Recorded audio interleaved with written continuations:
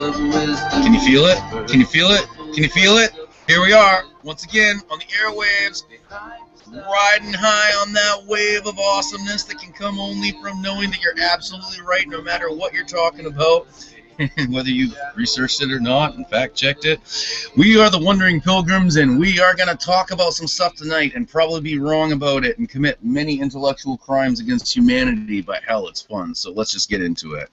We have with us tonight good old Vince. He just came in at the last minute. Johnny's going to be here in a little bit. Haley's on with her awesome Sherlock pipe. She's going to activate her camera by the end of the night, I guarantee you. No, Daniel's recording a solo right now, so he'll be back with us. And Cindy's kind of there, not there, almost there. She will be there, though. So I'm here. Oh, she's there. I'm running on a treadmill, so it's hard to go in and out. Well, you're doing an excellent job of keeping your breath, far better than me. I'm a big fatty these days. I think I'm up to a B cup now. My gynecomastia is getting out of hand. But it's I think the last time I was running was after the dude that just ripped me off. But yeah, I don't get much exercise these days. But well, except for this, I do a lot of reps of this. Which, if you think about how many times I do that a day, that's burning a lot of calories. And red wine's really good for you, so I'm going to live a really long time without exercise. Good for your heart. So, who has any? Does anyone have any strong feelings about what's going on in Syria with Russia, Russia's relationship with China, their flirtation with Syria and Iran, the United States involvement on it? I mean, this is a pretty broad topic, and we can go a lot of ways, and of course conspiratorialism is gonna come into it, but who feels the most strongly about something? Who wants to go into this? Bueller? Why don't you make a comment and we'll just pick holes in it? All right. I think that I'm, like I was telling Cindy before we began the broadcast, I'm skeptical of any world leader these days. The complex of power is such an interconnected web of relationships and money and families and lineages. I have a hard time believing that anyone can really get to a place of genuine power by being a nice guy. I just have a real hard time dealing with that. And I kind of see that in Scripture, too. But I think if what we see is to be believed, and I'm not just talking about Pravda, okay? I'm talking about CNN and Fox News themselves. Even MSNBC is like jumping ship on Obama these days, which, holy cow, if you're a liberal that isn't being bolstered by MSNBC, you really done screwed the goose on this one, all right? So we got all this stuff being talked about, and it really does look like Putin is the only person who's being straightforward, who's doing what he says, who's not dicking around and playing games, and he's actually getting the job done that he claims to do. And we're absolutely stonewalling him. We won't cooperate. We won't give him targets. We won't tell him where not to hit. We bitch and whine when he strikes at the people that we're arming, but we won't tell him not to strike at them because secretly deep down inside it seems to be that these people aren't even Syrians, but they're mercenaries that were armed by us from all around the region that have just streamed in to fight. You get where I'm going with this. It really looks like the United States is being a bunch of douchebags, and Russia's cleaning up our mess. I mean, what do you think about that? Follow the money. Who's making money out of it? We are, of course. Well, then that's the problem. Yeah, exactly. That's you hit the nail right on the head. Anytime, like when people were talking about us, Gulf War II, when that was first revving up, they're saying, "Oh, we just want to go in to take the oil." You can't just make a statement like that. It's too simplistic, and it makes it hard to take a person seriously when they just want to just put a blanket over it without having any kind of progression of thought. But if you look nowadays and you see, okay, what has happened since Iraq? Well, we are reaping a lot of the rewards of that. One of the hidden benefits that we have in controlling these regions and in having a controlling hand in these governments that we set up is that we can be ensured that they're still going to use the dollar, that they're going to sell oil, and they might not sell it to us, but they're going to use the dollar. And we're not making money by taking their oil from them, which, hell, if you're going to conquer a country, why not take their resources? But that's common sense. Who has that these days? But we're not even taking their oil from them because we're too busy saving face. We're doing the banker thing. We're skimming off the top. They're using our currency, and our currency is staying valued because of that. If OPEC suddenly dropped the dollar, you'd see hyperinflation like you have no idea. The dollar is basically held up by oil these days. It hasn't been gold since like the 20s, 30s, I think. So basically, it's Saudi Arabia, and Saudi Arabia isn't a good ally, are they? I think Saudi Arabia was one of the first that entered into it with us. Yeah, I remember reading something about it, and I've heard it on a couple of videos that it was when the United States brokered our first deal with Saudi Arabia that we got them to agree to trade exclusively in the dollar. That's when what they call it, the petrodollar became the standard. You know, the unspoken standard. It's not as though like you can get the Fed to actually admit that this is what's going on. I know, but these are the guys are like using their pocket money to fund ISIS and all these other groups. Oh, absolutely, absolutely. And here's another little linkage that's real shitty. You know, one thing, I don't blame a lot of people for calling the United States cowards, because what we do, and this kind of started, I guess, maybe Korean War, maybe Vietnam War, somewhere around then. When we started arming the enemies of our enemies, fighting wars by proxies. I don't know why this is not interpreted as direct aggression, but for some reason in the international forum, they don't view that as direct aggression. It's almost like passive aggressive. And oh, quit you being a jerk, quit being difficult, quit arming those people. You know, they give us a slap on the hand. Well, I mean, it's hard to challenge the United States in anything that we do because we pretty much own the Security Council, but we started, I mean, and you could trace it back ad nauseum, ad infinitum, but I like to go right back to the 80s where we put Saddam Hussein in power to challenge the Ruskies, the Red Threat in the Middle East. The Russians were making their play, not so much the Russians then, but the Soviet Union. I believe Khrushchev was still in power, wasn't he? Nikita Khrushchev. Yeah, Gorbachev. Gorbachev didn't come into power until sometime in the 80s. I think when the Afghanistan conflict started with Iraq, Khrushchev was the one that was in power, and we put Saddam Hussein in power in Iraq to kind of be a destabilizing factor to what's his name there, to Khrushchev, and because Saddam Hussein had big aspirations. You know, he wanted to spread his power. So we helped him create the Mujahideen al-Saddam, which means ready to die for Saddam. And fast forward a little bit, the USSR falls to shambles, kind of fizzles out in the region, leaves most of their hardware behind in the process, and Saddam Hussein suddenly is left unchecked.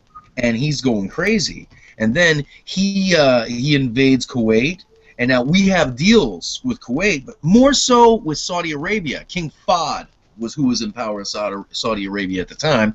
King Fahd was whining to Bush Sr. Well, Saddam Hussein's not going to stop at Kuwait.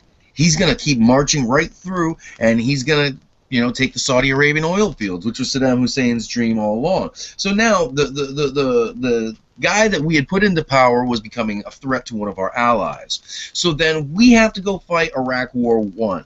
Fast forward a little bit. From Iraq War I, oh wait, that's right, I forgot. We totally left the Kurds high and dry. We were supposed to come in, we were arming the Kurds, because that's another example of our war by proxy. We were arming the Kurds, who were in the north of Iraq, to destabilize Saddam Hussein. Saddam Hussein gassed them. Okay, we know this. We have documentation of it. It's been proven. He did have weapons of mass destruction, and he got them from us, and he gassed the friggin' Kurds, and we were trying to arm the Kurds to help us deal with him so that he wasn't such a threat to Saudi Arabia. Blah, blah, blah, blah, blah, blah, blah. All is spiraling out of control. This is our modus operandi. So you fast forward to the ambitious plan, I guess, of Karl Rove would probably be the architect of all of this, but it goes way back to Henry Kissinger and all of them. They were ready to take down 7 nations in 5 years, and they had the exact way to do it. They had created all the bad guys. All they needed to do was open all the right doorways, and I'm not going to get into the whole 9/11 conspiratorialism thing tonight. I'm the one who says it's an inside job, and no one's going to convince me otherwise. But if you want to think I'm a nutbag, don't worry. I'm not going to try to argue you on it. The fact is one way or another, the people that we gave power to were the ones who took it to us and took those buildings down. And then we use that as justification to go attack 2 countries who had absolutely nothing to do with it, because the friggin' attackers came from Saudi Arabia, for crying out loud. And the American people are still buying this bullshit. And to this day, we get the same thing with ISIS. ISIS and ISIL. They're the ones that we're arming. They were former members of Al-Qaeda, by the way. They're the ones that we're arming to destabilize Assad. I have no idea if any of the shit we hear about Assad is true. I really don't. I have no idea whatsoever, because I do know that it's been proven that he didn't gas his people. He did not use chemical weapons against his people. This has been debunked over and over and over again. As far as all of the other stuff, I don't live there. I don't know. All I know is that our government lies to us left and right. The Israelis lie to us left and right. Everyone in the region lies to us left and right. Al Jazeera lies to us left and right. I don't believe anything, and I don't think we have any business being there in the first place. And I think that Russia is doing the only sensible thing by saying, look, let's get stability here, quench these rebels, firm up Assad's power, and just try to negotiate with them from a UN level, rather than shooting at each other, Assad is rather like Saddam. He's a secular dictator. So yeah. when you take those guys down, even though they're assholes, and you want them got rid of, right? But what replaces them is just tribalism. It's going to be, you're going to get Al Qaeda and ISIS and all kinds of shit coming in. It's fanaticism replaces secularism. That's what happens. And this is where the conspiracy theory comes in, because the idea is that we want to set up a caliphate. That we want the whole region to be united against us, so we can actually untie our hands and wage full-scale war against them, and just take them over altogether. Nuclear war? Well, the Bush administration was trying to develop tactical thorium bombs, which have far less nuclear fallout. They leave far less radioactive nuclear fallout, and so that was definitely an option that I think they had on the table. And by tactical nuclear weapons, I mean small yields, like enough to take down a city like Tikrit, without really devastating the surrounding areas, and without leaving the whole area a ticking hot cinder for 1,000 years. So this was definitely in the working. Whether they went forward with it or not, who knows? I have a hard time believing they wouldn't, because the government's never had their hands on a weapon that they didn't like, especially something that they could possibly use and justify by saying, well, this was a very clean nuclear bomb. There's all kinds of, if we think we have half the shit figured out, we're got our heads buried way up our asses. I'm telling you that right now. We only get the smallest glimmer, and all of these guys who think they have the conspiracy theories figured out, they're just as blind as everyone else. They just have the balls to admit that the official story is obviously BS, okay? At least that they have that sense about them. But they're no closer to figuring it out than the rest of us. They're just ready to think outside the box, so I applaud them for that. I think we need to be careful before we sing Putin's praises too high, though. Yeah. He seems to be following a pretty disturbing pattern. The way he runs the country, the way that he talks, the way that he communicates with other people in other countries. Like I had mentioned to Cindy before, he definitely invented a whole new avenue for his government for him to stay in power. He was supposed to step aside and let the next guy come along. Instead, he invented a higher position. What's that? I said a new office. He invented a new office. Yeah, exactly. He's what is it? Prime Minister, I think he invented. Whereas the other guy who's just a figurehead is the president, and it's like He's there for perpetuity. And so I'm not saying I necessarily disagree with that because, hey, ultimately speaking, because of my view of human depravity, and I know that people will always find a leader. Like, you can free people over and over again. They're gonna set someone up to lead over them. That's just gonna happen. That's the way people are. So if that's, oh, go ahead. What? He kind of reminds me of Napoleon crowning himself emperor. So I mean, I don't necessarily have a problem with a dictator. I think what we need to look at is how is he dictating. I think that would be a good measure, because the fact is one way or another, we're always going to come down to a dictator, even if we know how to dress it up and make it look like it's not a dictator. One way or the other, it always comes down to a dictatorship. Look, and if you want to judge a dictator by his actions, look how he runs his country. Russia's one of the worst human rights violators in the world right now. Oh, I wouldn't agree with that. Maybe in the advanced Western or the highly industrialized worlds, like first world nations, they're probably lower down. I mean, women definitely suffer a lot of indignities there that they don't have to worry about here. But I kind of like the way they deal with some of the minority issues, because I don't think they're particularly prejudiced. They don't have that tradition of racism that the United States has. Conservative. That's what you like. Well, yeah, but the thing is that they don't let people come in and dictate to them. They don't let people come in and say, well, you have to have your government be this way because this is what my religion says. It's like, no, like Putin said, you need Russia. Russia doesn't need you. If you don't like it, leave. And I like that. I appreciate that. I think that we should be like that. Dictators that said something similar to that. Well, there's a flavor. Look, Europe is a very diverse place. There's a flavor for everyone, you know. There's France, there's Germany, there's Britain. They're all very open. They are all very welcoming to immigrants who are contributing members of society. I don't see there being a huge restriction there. I mean, Russia doesn't have closed borders per se. You can immigrate in and out of Russia if you want, and it's just everyone has their own taste. It has a very macho kind of society in Russia. It's very, very macho. Yeah. That's just the way they are. Like, I mean, I have a huge problem with Middle Eastern countries that don't have a problem with dressing little boys up like little girls and having them systematically raped all throughout their childhood because it's part of their culture. That I have a big problem with. I don't see how anyone could ever possibly justify that bullshit. Little girls? Yeah, you didn't know about that? They used to do it in the Middle Ages in Europe, but I didn't know the Middle East right now was doing it. Oh yeah, Afghanistan. This is a big thing in Afghanistan. This dude just recently got court-martialed because he blew the whistle on this.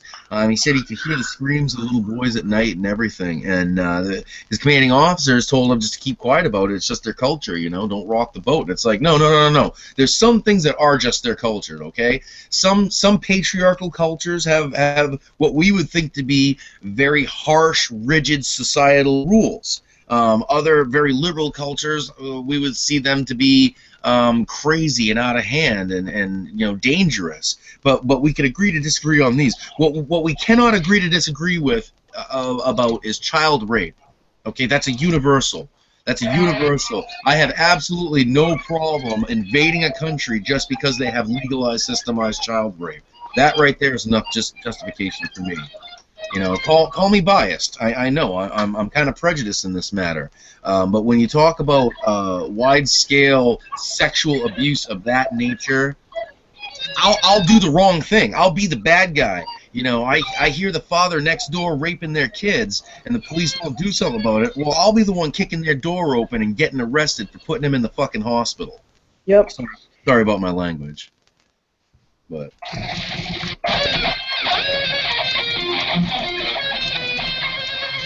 Air guitar time. Yeah, Daniel's like echoing my sentiment, I think. Well, he has kids like me, so it's once you have kids, there's a different kind of emotion that kind of wells up inside of you when you think about this stuff. Yeah. And, it's very uncomfortable. I don't like talking about this a lot. It's just we have to because we need to understand the culture that we're talking about. And if okay, I have no problem with someone from Syria coming to live here. I have absolutely no problem with that. What I have a problem with is Syrian refugees. Why do I have a problem with Syrian refugees? Because most of them aren't from Syria. They're not Syrian. They're from the surrounding regions. They're the remnants of Al-Qaeda. They were there fighting as rebels because they were getting money and guns for it. And then Putin turns up the heat, and they're like, oh, shit, what are we going to do now? So they drop their guns, and they run for Europe. And now they're trying to come over here because they're trying to find something. Just like rats fleeing a ship, they want some safe harbor. No, now's the wrong time. The majority of them are just families. No. That's absolutely wrong. That is absolutely wrong. Look at every picture of these droves and droves and droves of men, of young men, for miles and miles. There's like, I've seen hundreds of pictures on Facebook, on Google Images. I have seen some men and women. Yes, there are women and children among them, but there's a vast swelling. It's an invasion. Okay, it really is. They are men. Who says that they're bad men? It's not that I'm saying that they're bad men. What I'm saying is that most of them aren't Syrian, and they've been finding examples of this left and right. Cindy, have you read things about this? Of what I'm talking about? Mrs. Cindy? Mrs. Marks? Calling Mrs. Marks? Okay, she'll get back to us. But no, this is something we got to be clear here. This is an observed phenomenon. This is something that has been talked about. This is why which one was it? Was it damn it? Was it Romania that just closed down their borders? There was 2 countries that closed their borders because of this, because of the refugees, which were 90 to 95% male. Began, getting abusive with the border guards and not wanting to wait for the process and started throwing rocks at them and stuff and getting violent with them because it was taking too long. It was Bulgaria and Romania.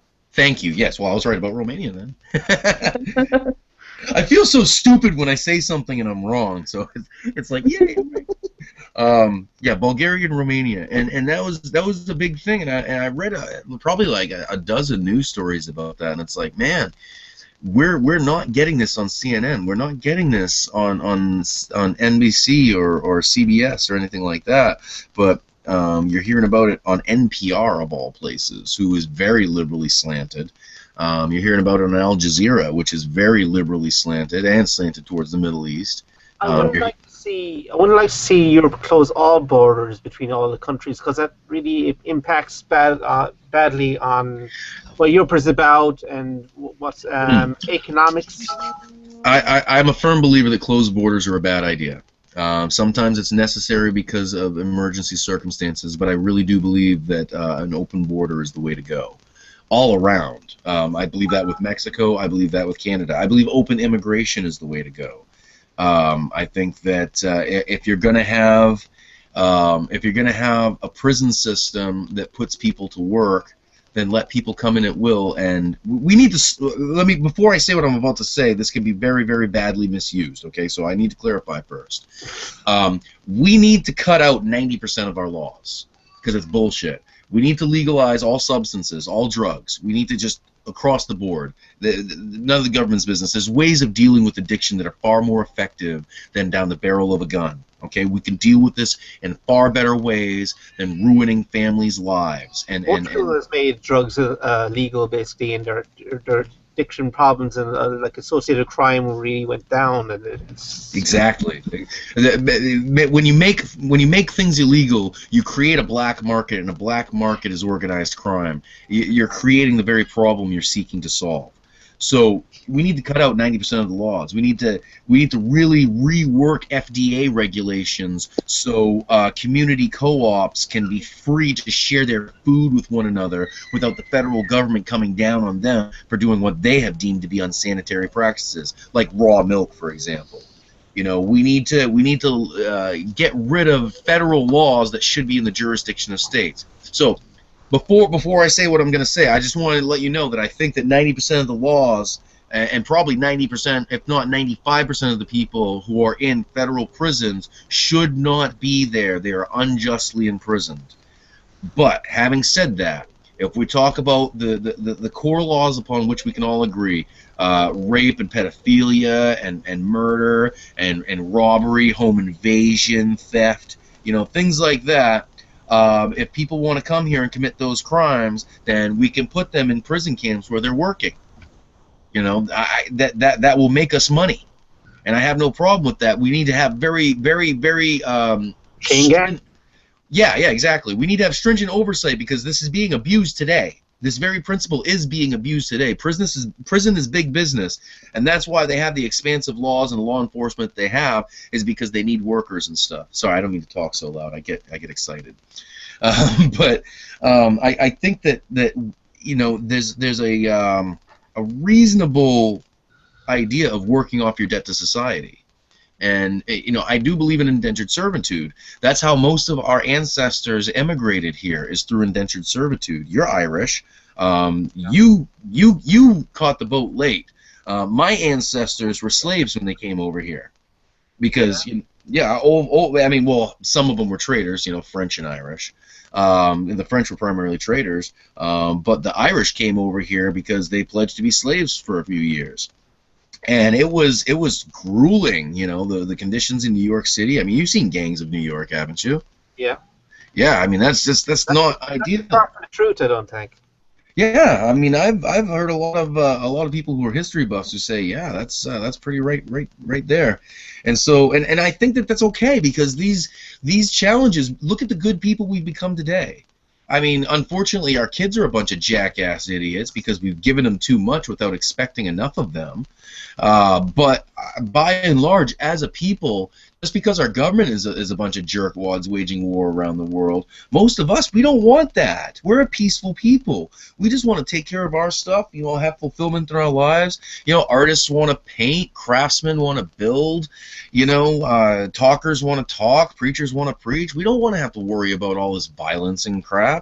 We're a peace-loving, good people, and that came from the struggle and the challenges that we faced coming from the old world, which was grueling, bitter, and harsh, terrifying in the extreme. You never knew if the next monarch was going to outlaw your religion and sentence you to death. So we come over here and we struggle bitterly, and look at the world we built. We have it so friggin' easy, man. So easy. And we're screwing it up. We're blowing it. Because we're putting all the power in the hands of the warlocks, the warmongers, the guys who know that they can make money by blowing shit up. Doesn't matter who they kill. That's the evils of a state. Exactly. Which is why, even though I'm a monarchist, if I was the world dictator, I would be the most anarchistic world dictator ever. I believe that the king's job is to be the protector of the realm, not the usurper of the realm. The king's job is to defend the liberty of the subjects. And when the subjects are turning against himself, well, yeah, he kind of has to put the hammer down and be like, no, you can't do this. But that's just because we need leaders. Humans will always seek leaders. They will always put a man above them. Better get a good one. That's what I say. So, yes, honey? Would you like to say hi to everybody? Okay. Cindy's gone. I was hoping we'd get Jacob on tonight. What's that, dude? Haley left. Oh, Haley left? Whatever. I don't know. I think I've said about enough tonight, unless you guys want to jump into anything else. I think I'm about ready to draw that to a close, because I've said my piece. But if you guys got more to say, I can stay on as long as you want.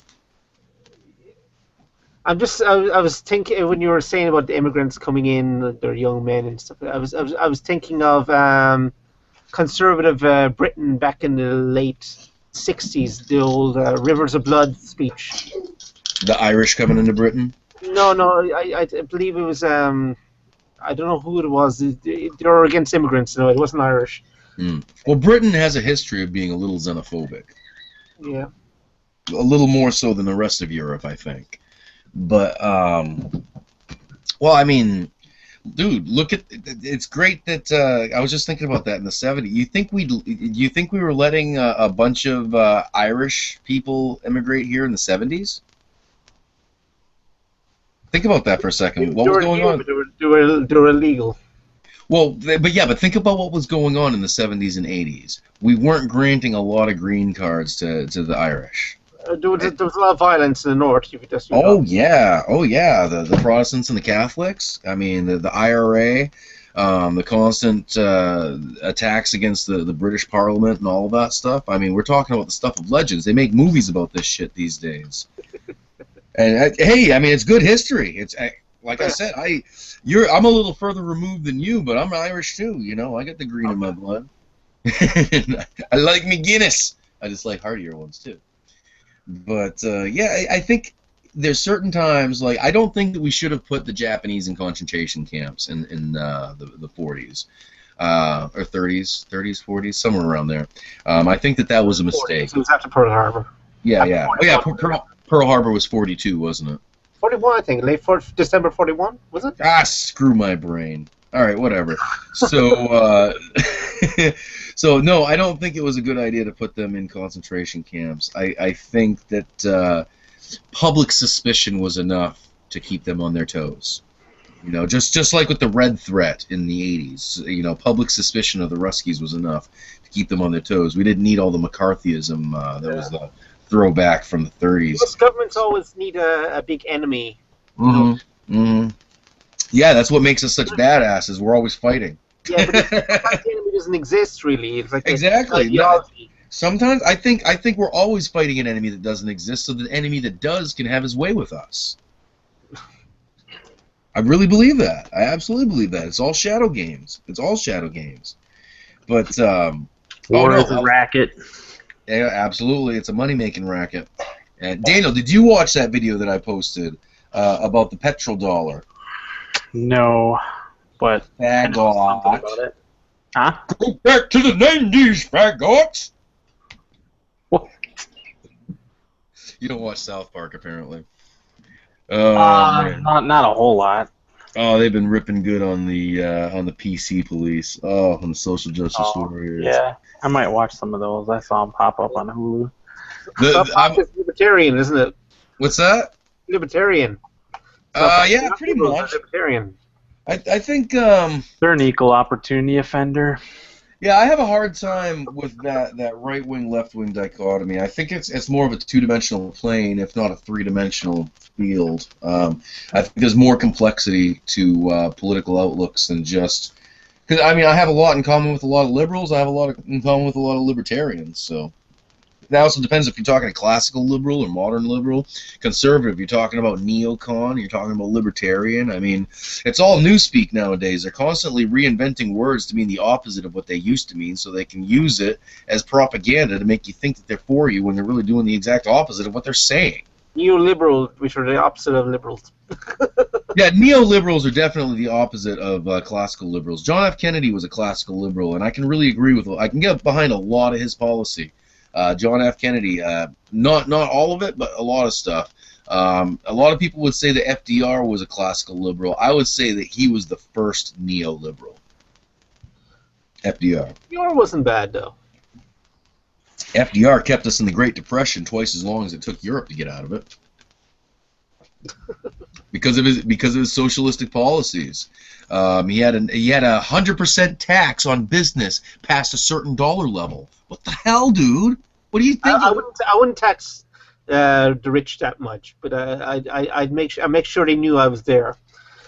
I think first, Vince. Let's this is a good topic to go off on since we're talking about politics and stuff. We're talking about wealth and everything. I think it's very difficult to really manage other people's wealth and justify it.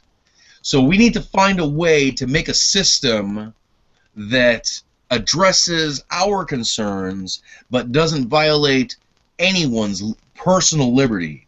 And we can agree that corporations are not persons. They are not individuals, not entitled to individual status and rights, okay? I think we all agree on one that. problem with that. What? One problem, and it's a terrible... I don't feel good about it. That inequality does exist, and there's no way pussyfooting around it. It always will. That's the nature of life. It needs to be... I'm not saying communism, everybody equal. That That's bullshit. But you can't have billionaires working or in offices or in huge towers beside people who are living off scraps on the street. What are they doing in those offices?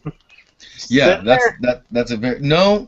I think the people on Wall Street are very, very, very intelligent people who get paid for being very, very, very intelligent. Well, very, very exploitative, I would say. This exploitative intelligence. Hey, remember the I don't know how much you know of the Bible, Vince, but you remember the parable of the shrewd servant? The shrewd sir, is that the one that buried the tablets of gold, or no? No, that was a lazy servant. I'm sorry. The shrewd servant, this dude Invested found it. this dude found out that his master was going to fire him. So what he did is he went and he was basically the one that handled all of his master's accounts. So he went to all the people that owed his master money, and he gave them deals on it. And he's like, all right, if you give me half of what you owe him, I'll forgive you the whole debt. And he went down the line doing that, basically swindling his master because he was planning on getting off because he was taking the money and running. And the master was like, you know what? Good on you. That was pretty slick how you did that.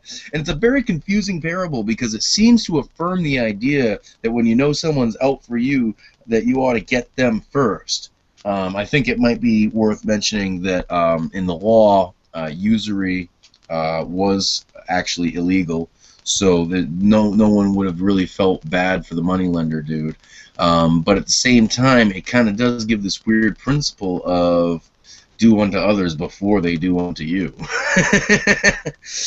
and I think about that when I think about.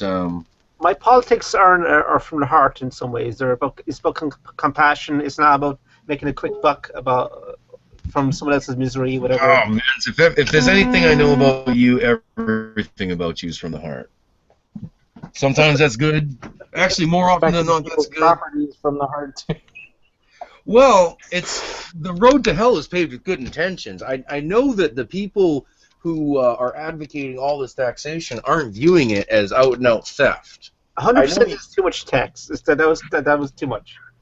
Well, if you figure out your hustle, I mean, if you figure out a way to get rich, why is it right for someone to come along and take it from you when they haven't had a part of the process at all? Yeah, but tapeworms have evolved to live off humans. Why are you treating tapeworms and removing them from? You're giving them a chance to survive. Like they're quite successful parasites, you know. Right. And we have The medication. mutual exchange is a win-win.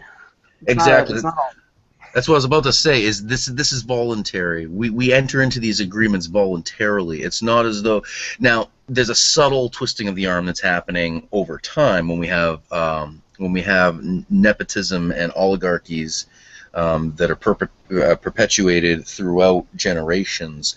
We have these growing empires that confine us more and more to a limited economic sphere. I look at them as tumors. Well, I don't think that they're tumors. I think that they're. It's so funny, Vince. You don't realize it's the people who have the greatest success that you're seeing as a sickness, and you're seeing. But parasites are successful. Okay, how do you define success then? I mean, what would be a successful contribution to society? What if someone invents cancer? Don't they? Not cancer. Cancer, wow. No, listen. What if someone invents a cure for cancer? Don't they deserve to be rich off of that? Think of all the lives they save. Rich, but not the point that people can't afford what they're making. Like it's not like this guy that bought up patents or bought up some drug for helping cancer patients, and he marked it up like 1,000%, and then some other guy comes behind him and he marks it down the original and he screws that guy, so he got screwed. I like that. That was enjoyable for me to watch. See, the hard thing here. Yeah, before I get talking, I want Daniel to say a couple things because you've tried to jump in a couple of times. No, I just think that's markets at work. You're not going to be able to hold that monopoly forever without the state. How are you going to enforce that? How are you going to keep that going forever? I know that you're not very anarchist, Eric. Well, you are to a degree, but maybe not as much as the rest of them. I think I'm more anarchist than some people who claim to be anarchist. I'm just very pragmatic about it. Yeah, well, I'm starting to get that feeling. I'm starting to understand where you're coming from. But yeah, it's People are not. about principles. You know, you don't just go by principle. Oh, I have to. No, non-aggression principle. You can't. Oh, we can't touch these rich guys. That'd be aggressive. So what, would you be the French crowds taking Marie Antoinette's head off? No, I Is the don't. rich, I the believe rich it guy might happen violate if your there's not rights or equality. property? Oh, wait, I didn't hear anything either of you said. Wait, first Daniel, then Vince. Okay. Daniel? If the rich guy is violating his property at all. If My so, then you property, I have don't recourse. If not, well, I believe that housing, etc., should be provided. Should be a right. If you want something extravagant, then you should pay for it. so Okay, if wait, you I make think I can... housing a right, or if you make any type of service a right, or any type of good a right, those that provide those services then become your slaves, basically. Yeah, that's You're true. making a claim on their labor. I think we can find a bridge here, though. I think that there can be a bridge because I do like the idea of a basic wage, a guaranteed basic wage. I like that idea, but it's not a right. This is a privilege, and I think it's a beneficial privilege. But I think the problem comes is when we start seeing it as a right. And as long as we still see it as a privilege and we can provide this for our culture, we can provide a stronger culture with a firmer foundation, with a pathway to a brighter future by virtue of how people have a greater freedom to express themselves. Artists can be artists without having to worry about feeding themselves. People can be inventors without having to worry about making money off of it. And you'd be surprised about the innovation that you see in society. But we do this because it's beneficial to us, not because it's people's rights and not because we owe them, but because we're smart and we're good people and we think it's the best thing to do. Can you agree with that? Well, if you don't look at it as something pretty close to being a right, then you're saying, oh, this benefit we're giving you, whatever. But it should be it's the cost of having a fair, just society. It's that cost. It mightn't be ideal, but you're just tipping the scales. You're taking injustice from one side and you're putting injustice on the other side. Isn't that what Daniel was about to say? Daniel. I'm trying to think of how Walter Williams puts it. Walter Williams? I don't think I've read anything by him. Well, there's a quick little video on YouTube about capitalism and how it is moral necessarily. When you exchange for dollars, you've served your fellow man. When you've earned that money, you've done your part. It's not like. So yeah, there's nothing for free in life. That's the cold hard I would reality. like everything to be free because that says that education doesn't have a value. Other stuff doesn't have a value. There should be a cost, but it should be Education has a value. All value is pretty much subjective. It is, but if it's free, you're not going to respect it, right? Yeah, exactly. It's not just that you won't respect it. You won't respect yourself. When you have things handed to you, basically you're a kept person. It's just like when you're in a relationship and you're not contributing to that relationship, and the other person. A good example is Michelle and I. Right now, she's primarily the one who's making the money in this family. However, I'm taking up the slack big time with the children. I do stuff around the house, and of course, I do all this stuff online, trying to keep it real for you guys. And there's definitely a cooperative going on. We support one another, we're contributing to one another, and we negotiate with one another. It's all volunteerism. I never put the hammer down and say, you need to give me your money. And she never puts the hammer down and says, I will not give you any money. It's, how can we find a way that will make both of us happy? It's a negotiation. And that's where the non-aggression principle works. Yeah, but that is the ultimate goal. But I don't know. Society is so fucked up. I don't know if there needs to be some sort of stepping stone to that. Well, we got to work for it. We got to want it. We got to roll up our sleeves and actually advocate for these things and put out some hard work. But I'm telling you what, when you're sitting back and just having everything given to you, you lose a part of yourself. Daniel's a hard worker. Don't you feel good sleeping at night, coming home, You know, after a hard day coding all the stuff that you do, you know, your brain's going a mile a minute, and you put out your work, and you earned your money, and you're proud of that. It feels good. You know, you can't have that when you just live in a paradise where there's no work ever. I don't believe in paradises. I believe that you stagnate. If you have a paradise, everything stagnates because you've no will to do anything anymore. Agree. Yeah, I agree. I don't believe in paradise. That's why life necessarily. That's why. For, Oh, go ahead, Daniel. Sorry. Go ahead, Daniel. Can you hear me? which is also prevalent in a lot of Star Trek episodes. The Paradise episodes where they're just like laying around.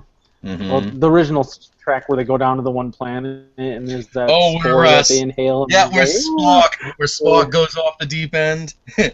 I don't think when McCoy's like, "You listen here, you green-blooded Vulcan," and Spock jumps down from the tree, he's like, "I don't think I like that.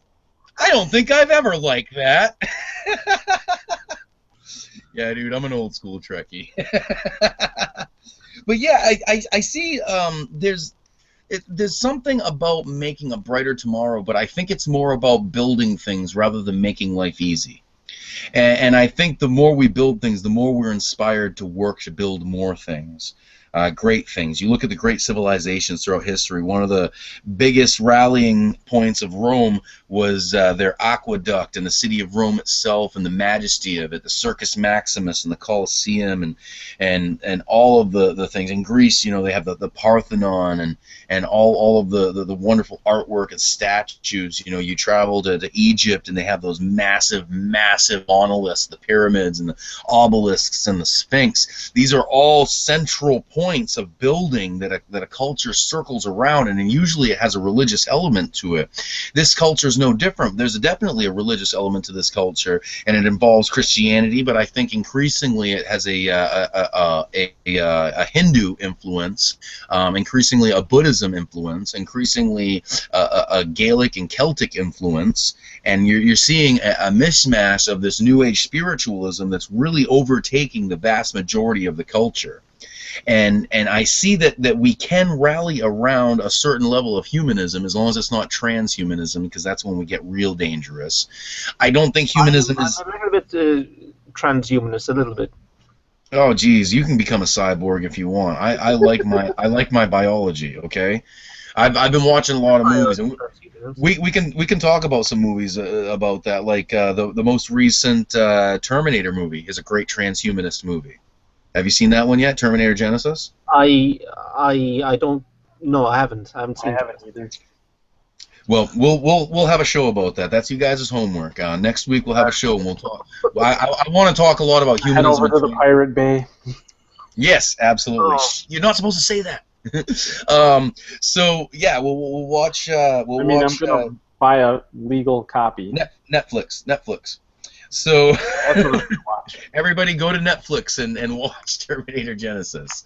So yeah, that's a good one. There's a couple of other ones. Like if you look at the robot ones, like Ex Machina was a really excellent one. Saw that one. Oh yeah, man, that one. Can I make one input here? Of course. No, I think basic universal income is the starting point of everything. I think It could be. You free up everybody for doing what they want to do. I'm not saying you should sit back and be lazy. You shouldn't get your basic universal income if you're a lazy bastard. You should be making some sort of contribution to society in some way. And that's, I'm saying if you're an artist, that's fine. If you're a poet, that's fine. That's contribution. It's that experiment that I've mentioned a few times on the show here, where everyone knows about how when they gave rats heroin on one side and water on the other, they chose the heroin water and they basically starved to death.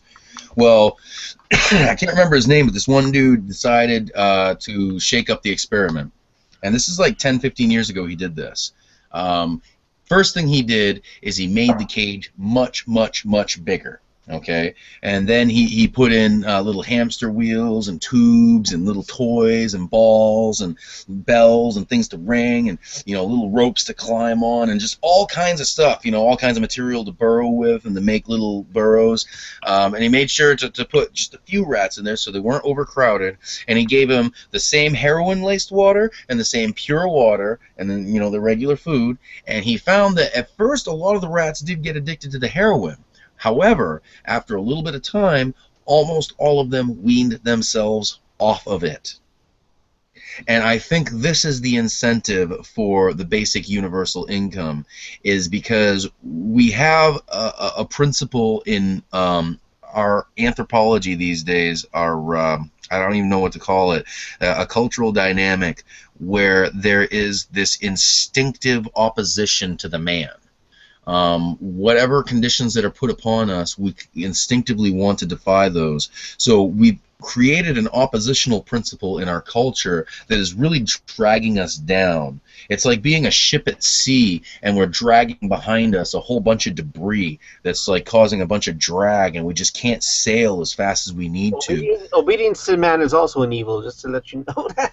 What's that? Obedience to the man is also an evil. I do agree that. I do agree with that, and that's why the basic universal income could be a possible solution to this, because it basically frees you of all fetters. Okay, here's my idea. Basic housing is this: an efficiency.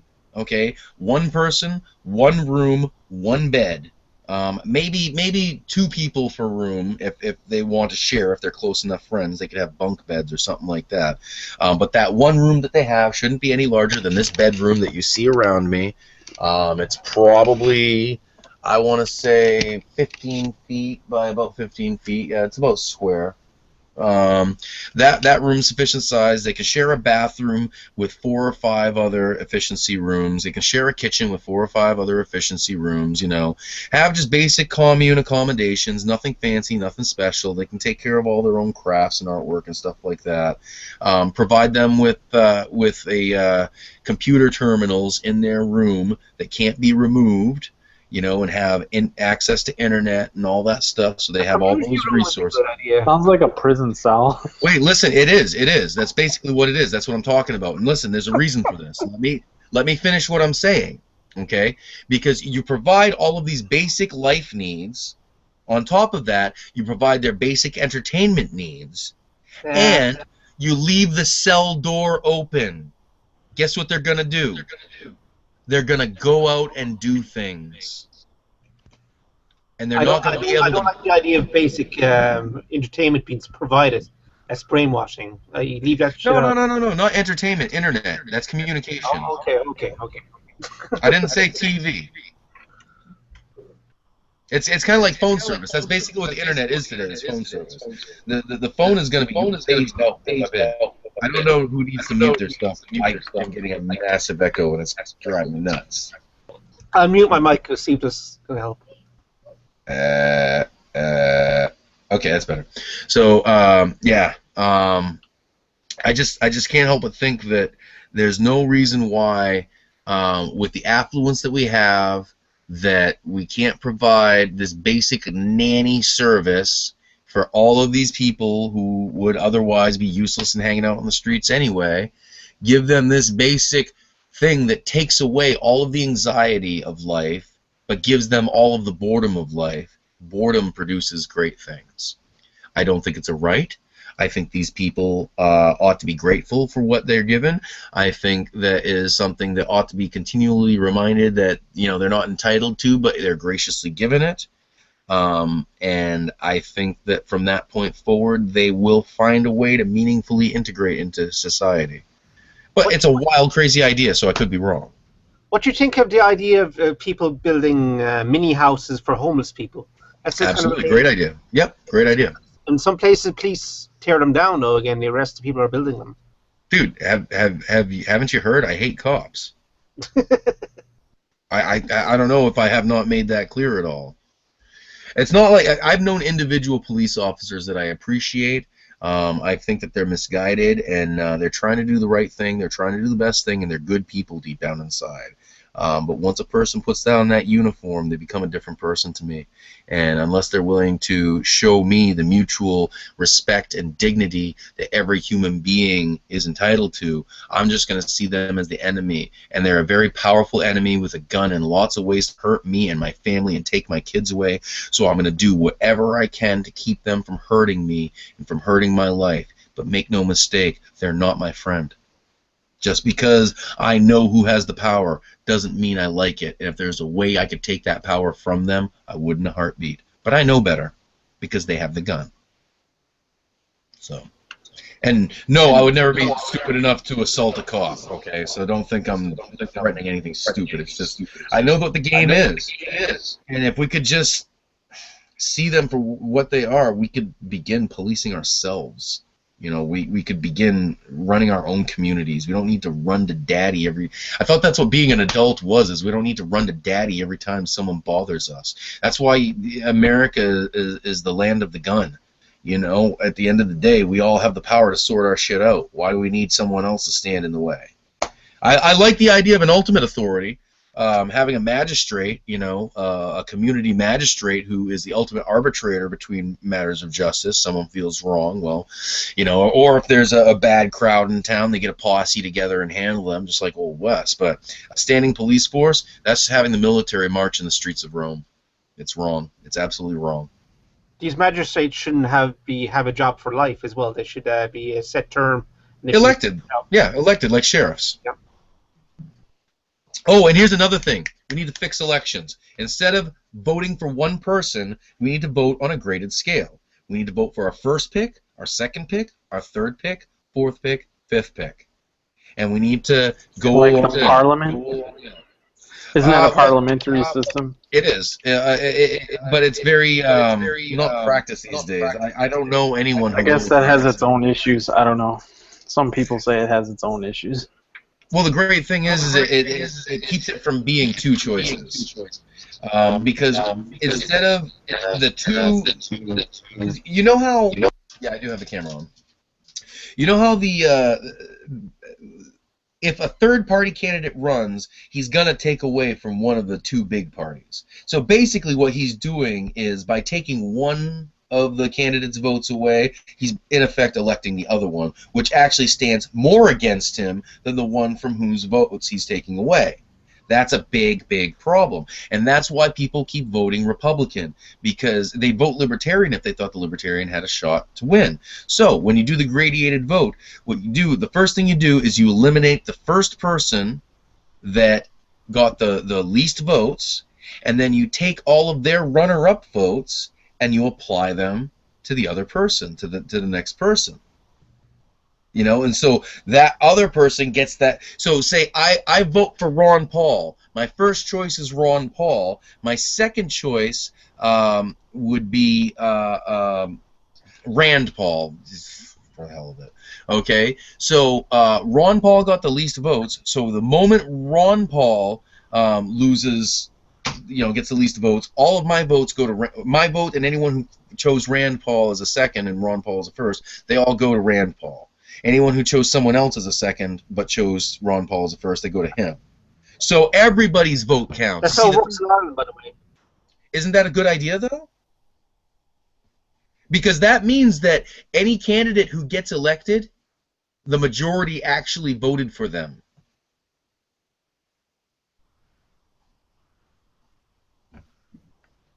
It's called a single transferable vote, I think. But what would you think the problem would be with that? I think it's Daniel that thinks there would be a problem. What would... I don't remember the actual arguments, but I don't see how voting is actually legitimate or they actually represent you. Didn't somebody... There was some video that talked about how a bill only has like 20% chance of passing, no matter, even if it has 80% of the people.